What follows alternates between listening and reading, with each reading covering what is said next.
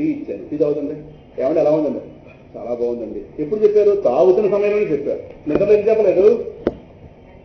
నిద్రలో చెప్పామనుకోండి, నిద్రలోనే మనం అనుభవిస్తున్నాం అనుకోండి, అనుభవిస్తున్న సమయంలోనే దాన్ని మనం ఆస్వాదిస్తున్నాం అనుకోండి, శూన్యవాది మాట మాట్లాడితే నిద్రలో ఎరుక లేదు, ఆనందానుభూతి ఉంది కానీ ఎరుక లేదు. దానికి కారణం ఇందాకనే చెప్పాను, అజ్ఞానం. అది మాయా సమాసాధన. మాయ సగం వదిలింది అక్కడ, సగం. అందుకే విపరీత జ్ఞానాన్ని టెంపరీగా ఆపింది కానీ అజ్ఞానం వదలదు. అజ్ఞానం వదలకపోతే నేనెవరో నాకు తెలియదు, కానీ ఆనందాన్ని పొందుతాను. అందుకే నేనే ఆనందం కనుక, నేనే ఆనందం కనుక నన్ను నేనెవరో తెలియని దశలో అనుభవిస్తాను. అది నిర్వచనం. నన్ను నేనెవరో తెలియని స్థితిలో అనుభవిస్తాను. ఇది దానికంటే మేలే కదా. తెల్లారు లేస్తే నేను కాని వాడితో చేరిపోతున్నాను. నేను కాని వాడితో చేరిపోవడంలో అక్కడ దుఃఖం నా మీద ఇంపోజ్ అవుతాం. దానికంటే మేలేగా. అందుకే మనిషికి చికాకరాగా పడుకుంటూ పోతాడు. అందుకు ఇక్కడ అర్థమైందా? పడుకుంటూ కూడా మనమే ప్రేమకొద్ది కాదు, వాడిని పడుకున్న కాదు, మనమే విసుక్కొద్ది. ప్రపంచం అంటే విరక్తి వచ్చి పడుకుంటాడు. ప్రపంచంలో మనం ఉన్నాం, ఇంట్లో కూడా ఉంటాం. ఇది దిక్కుమాల ప్రపంచం సుఖపడదని చెప్పి వాడు తెలిసిన బ్రహ్మ విద్యలో పడుకోవడమే కనుక సుఖం. మనం ఏమంటాం, రక్ష తీసుకుంటున్నారని కాదు, మన గొడవ వదిలించుకున్నారు. ఇదే చెప్పే సర్టిఫికేట్ అంటే బాగుండదు, ఎందుకంటే చెప్తే బాగుండదు. మన గురించి మన పేడ టెంపరీగా వదిలించుకున్నాం. మనం కూడా అంతే, మనమడి మనదే ఆ విధంగా ఏదో మనం పడుకోవడానికి ఎక్స్పెక్ట్లే కదా. అదే నా పుస్తకంలో రాశాను కదా.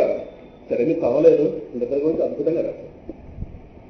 ఇష్టంగా నిద్రలోకి వెళుతున్నామంటే ఈ ప్రపంచం నన్ను ఇంత కష్టపెట్టిందని చెప్పి చీయ నిద్రలోకి వెళ్ళిపోవడమే రాశాను. అందులో మీరు పుస్తకంలో చదవలేదు. ప్రహ్లాద హృదయం అని అందులో రాసింది. నిద్రలో ఇలా పరవళ్ళు తొక్కుతున్న నదిలో వెళ్ళిపోతున్నామంటే ప్రపంచం చీయడం కాబట్టి ఏంటంటే చీయనాలను వెళ్ళి తినవడం.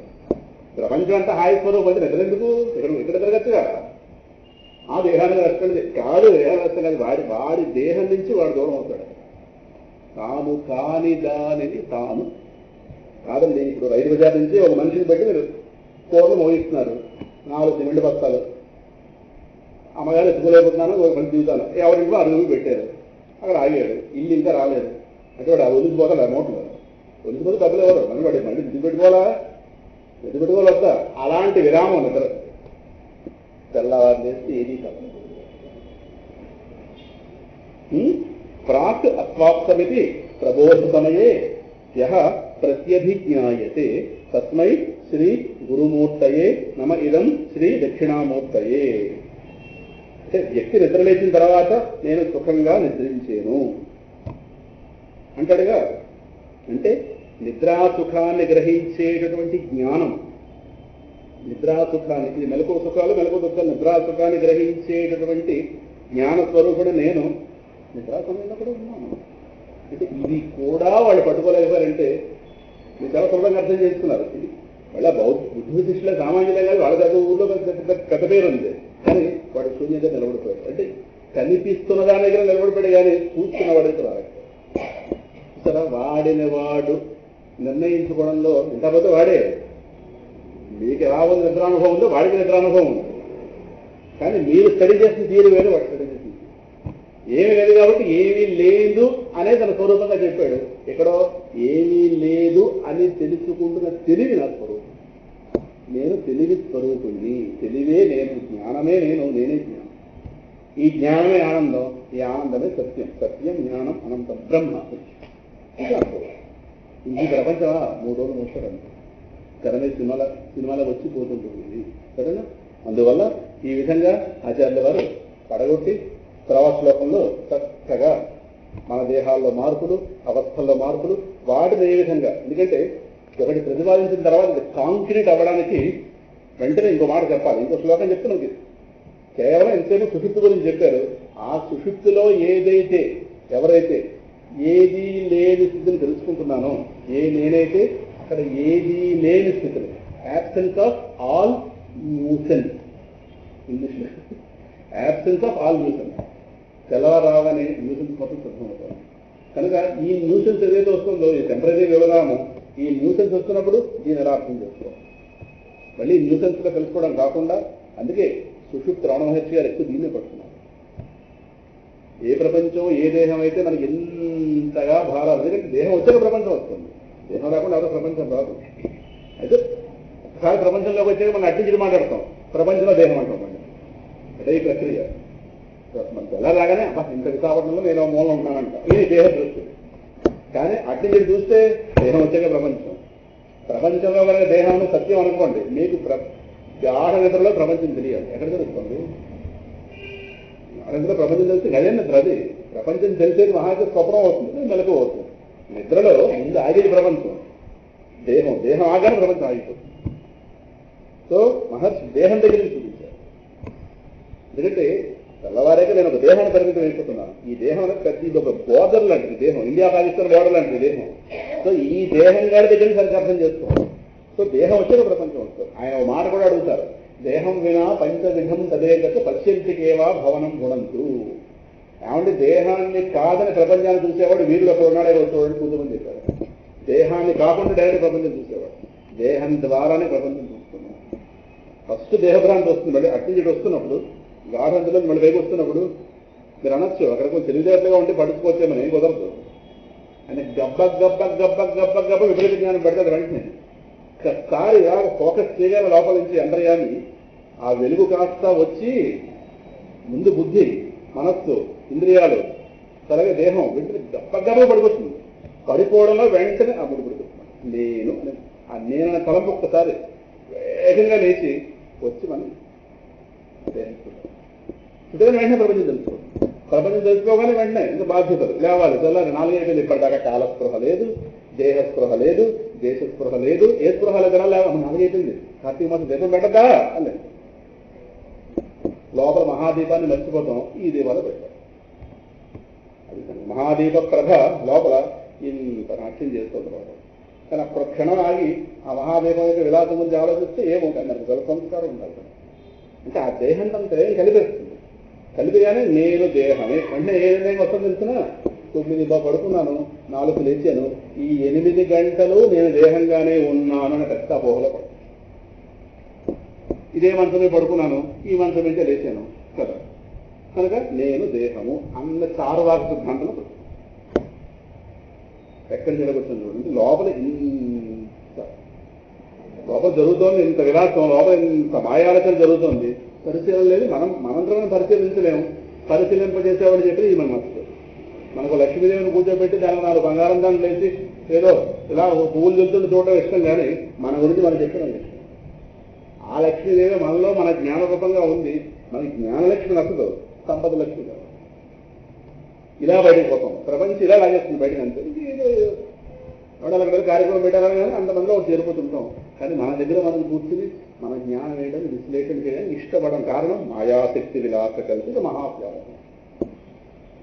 అంటే నా ఉద్దేశం ఏంటంటే మన గురించి మనం తెలుసుకుంటే ఏముందంటే అక్కడ చాలా హడావుడిగా ఉంది. మనకి హడావుడి కావాలి, హడావుడి కాదు. ఇంత ప్రపంచం ఎక్కడుంది నిద్రలో అని ఆలోచన రాదే, నచ్చదే. ఆలోచన నచ్చుతుంది. ఈ ఆలోచన ఇప్పుడు కాదండి. ఇప్పుడు మీలో కళ లేచింది, ఆ కళలో మీరు దేహం, 10 మంది ఉన్నారు. మీ కళలోకి నేను దిగి ఏమండి ఇది మీ ఎందుకు ఏర్పడిన కళ, ఈ 10 మంది మీ రిఫ్లెక్షన్స్ అని చెప్పాను అనుకోండి, ఒకటి కొట్టించి పక్కపోతారు. ఎవరు నమ్మ ఆ 10 మంది నేనేంటి, ఆ 10 మంది పెద్దవాళ్ళు, వీరులు, శూరులు, ఇది ఎక్కడ కళ అంటావా? వాస్తవం ఏంటి పైకి వస్తే ఇంకా నాకేం మిగిలినాడో ఓ రకమే మిగిలింది నాకు. అది నేను మీ కొప్పరంలో దిగి యథార్థం చెప్పే ప్రయత్నం చేస్తే ఆవిడ వాళ్ళందరూ మీ రిఫ్లెక్షన్ అక్కడ కళ్ళలో నమస్కారం పెట్టేస్తున్నారు. వాళ్ళందరికీ ఆవిడ మీ నమస్కారం పెట్టాడు, మీ నుంచి లేచారు వాళ్ళందరూ. మీ కళ్ళలో భాగం ఇది కళ్ళని బాబు చెప్తే ఒక్కడ మీ కళ్ళేదా నాకు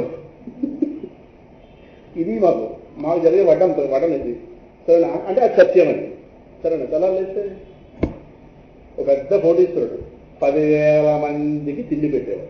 తెల్లవారు లేస్తే నిద్రలో అడుక్కుంటున్నాడు. వాడికి బ్యాలెన్స్ బిల్ అవస్థలు మారే శక్తి మనకు ఉందనుకోండి. ఆచార్య వర్ణగా వాడు అవస్థలు దిగి పైకి నీ 10,000 మంది తిండి పెడుతున్నావు, నువ్వు అడుక్కోవడం ఏంటి అని వాడు చెప్పావు అనుకోండి. వాడు ఏమంటాడు, వేస్తే 10 రూపాయలు వేయి, పక్కకు పో. 10 రూపాయలు ఏవేస్తుంది పోయి మళ్ళీ నేను అడుక్కుంటే అడ్డుపడతావా, బుద్ధిందా కదా అని. అది మనలో నుంచే లేస్తున్న ప్రపంచాన్ని నుంచి పరిగెడుతున్నావు. ఇంతకన్నా మాయ ఏంటి, మాయాశక్తి విలాసం నిలబడమే ఈ పాయింట్ దగ్గర అందుకు రమణ మహర్షి గారి ప్రపంచం ఎందుకు ఆకర్షించలేదు? ఈ జ్ఞానం ఉంది కనుక. నా నుంచి లేని ప్రపంచం నన్ను ఆకర్షించలేదు. ఒక దగ్గర కూర్చున్నాడు మహానుభావుడు. అందువల్ల ఎంతమంది వెళ్ళామండి అక్కడికి. ఈ ప్రపంచం ఏంటి? జ్ఞానం అండి. ఈ జ్ఞానం లేకపోతే మనం పరిగెడుతుంటాం. ఏదో కార్యక్రమం అనేది కార్యక్రమం పరిగెడుతుంది. ఎవరు వాళ్ళందరూ నా రిఫ్లెక్షన్, నా ఇగ్నోరెన్స్ రిఫ్లెక్షన్, నా అజ్ఞానం యొక్క రిఫ్లెక్షన్. నేను ఆశపడేది వాళ్ళ మీద. అది జ్ఞానం అనుకోవడం. ఎక్కడికైనా కూర్చుంటున్నాం, సితారు బొమ్మ మీద కూర్చున్నాం, జారిపోకుండా ఉంటే సంతోషం. సరేనా? ప్రాక్ అస్వాప్తమది ప్రబోధ సమయే అంటే ఆ యాబ్సెన్స్ ఆఫ్ వరల్డ్, అలాగే absence of body, absence of all nuisance, ఇదంతా అక్కడ. ఒక కొళాయి నీళ్ళు వచ్చేస్తున్నాయి అనుకోండి, కొళాయి కట్ అయిపోయింది, దారి వచ్చేస్తుంది, దాన్ని మళ్ళీ మీరు రిపేర్ చేయాలంటే ముందు ఆ ప్రవాహం ఆపాలా, ట్యాంకులో నీళ్ళు కట్టండి రా అంటారు ముందు. ఎందుకంటే మీరు ఆ నీళ్ళు ఆపకపోతే మీరు దానికి ఏం చేసినా ఆగదే, అసలు కొడుకుపోతుంది. అది ఒక ప్లంబర్ వచ్చినా, మేడం గారు ఎక్కడుందంటే కొళాయికి దాని మీద నుంచి నీళ్ళు ఇస్తుంటే ఒకటి ఉంటుంది, అది ఆపుతాడు. ఆపితే ముందు ఆ పైపులో నీళ్ళని బయటకు పోతాయి. అప్పుడు కాస్త ఆ గొట్టం గాడి అవుతుంది. అప్పుడు వాడి దగ్గర చుడతాడు, చేస్తాడు, చేసి అప్పుడు నీళ్ళు. ఇది చేయకుండా మీకు ప్రపంచం ఆగుతోంది, వేగం అవుతుంది, ఎక్కడైతే మీరు న్యూసెన్స్ మొత్తం ఆగుతుంది అక్కడి నుంచి ఆయన చూపిస్తారు. అప్పుడు మీకు తేలిక అవుతుంది. మెలకువలంతా దేవుడిని చూపించే ప్రయత్నం చేశారనుకోండి, ఇది కొట్టుకుపోతుంది, లాగేస్తుంది అన్నది. నా పెరుగుతుంది ఆ ప్రపంచం బయటకి. అందువల్ల తేలికగా భగవంతుడు పట్టే స్థానం సుశుక్తి. అయితే ఆ సుశుక్తినైనా మెలకువలోనే స్టడీ చేయాలి. నిద్రలో ప్రవచనాలు చెప్పడానికి లేదు, కళలో కూడా ప్రవచనాలు చెప్పడానికి. కళ ఎవరి ప్రపంచం వాడికి. ఏమంటే రాత్రి మీ కళ్ళ వచ్చిన ప్రవచనం చెప్తాను అనడానికి నాకు హక్కు లేదు. నేను ప్రవచనం చెప్పినట్టుగా మీరు కళ కంటే కలవచ్చు, వేరే సంగతి. రావచ్చు, రాకపోవచ్చు. అంతేగాని కళల్లో అందరూ సాయంకాలం 6 గంటల వచ్చింది, 10 గంటలకి మెలకువల ప్రవచనాలు వీలవట్లేదు, కళ్ళ పెడుతున్నాడు, కుదరదు. కళ ఎవరి ప్రపంచం వాడిది, ఎవరి మానసిక ప్రపంచం వాడిది. అందరి కళ ఒకటి కాదు. ఇలా ఒకటే, కళ ఒకటి కనుక ఇళ్లలోనే కుదురుతుంది. కాబట్టి ఈ ఇలా కొంచెం స్ట్రాంగ్ మిగతా వాళ్ళతో పోలుస్తుంది. ఎందుకంటే ఇక్కడ మనస్సు, బుద్ధి కదిలే అవకాశం ఉంది, జ్ఞానం సరిగ్గా పనిచేసే అవకాశం ఉంది, మనల్ని మనం మార్చుకునే అవకాశం ఇక్కడే ఉంది. మెలకువలో స్వప్నంలో సుషుప్తిలో. స్వప్నం అనుభవ భూమిక, సుషుప్తి భోగ భూమిక, మెలకువే సాధన భూమిక. కనుక ఇక్కడే వాటి యొక్క తత్వాన్ని స్టడీ చేసి ఇక్కడే మనల్ని మనం బయట రావడం ప్రయత్నం చేయాలి. అందుకు ఆచార్యుల వారు ఇక్కడ రాహుగ్రస్త దివాకరేంద్ర సదృశ. రేపటి రోజున ఏదైతే సుషుప్తులకు సంబంధించిన మన అవగాహన పొందామో ఆ అవగాహనని మెలకువలో ఏ విధంగా కాపాడుకోవాలి. ఇక్కడ మెలకువలో ఇంత జ్ఞానం పొందిన తర్వాత జ్ఞానం ఉంచుకోకూడదు. మెలకువలో వచ్చాక జ్ఞానం మీద నిలబడి మెలకువను కూడా మనం డీల్ చేయాలి. ఎలా డీల్ చేయాలో చెప్తారు. స్వస్తి ప్రజాభ్యః పరిపాలయంతాం న్యాయేన మార్గేణ మహీమహీషాః గోబ్రాహ్మణేభ్యః శుభమస్తు నిత్యం. లోకాః సమస్తాః సుఖినో భవంతు.